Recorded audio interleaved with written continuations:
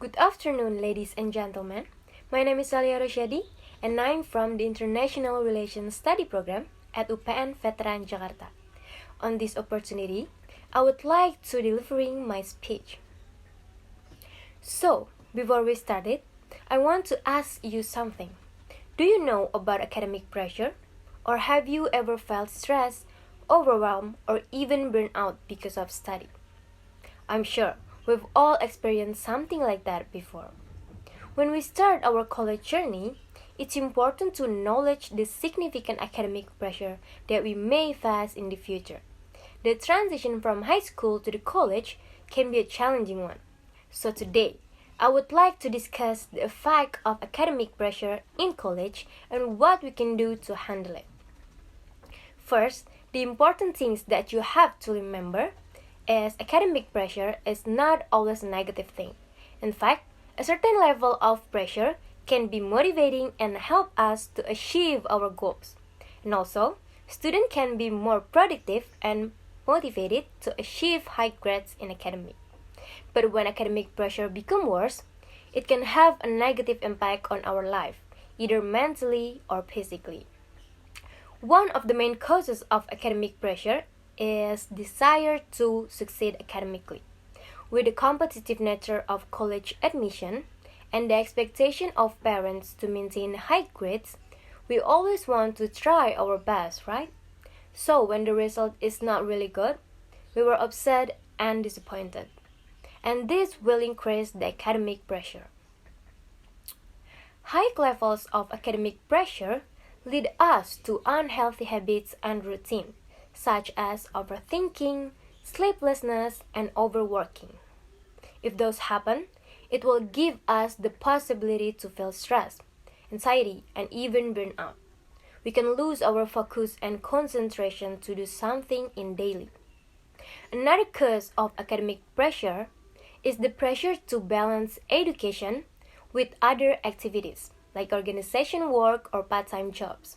With so many demands on our time, it can be difficult to manage our responsibilities and maintain a healthy work-life balance.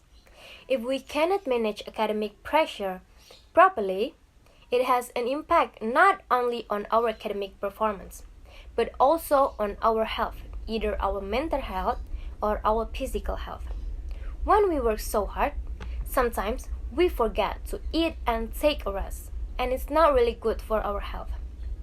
So, what we can do to manage academic pressure in college?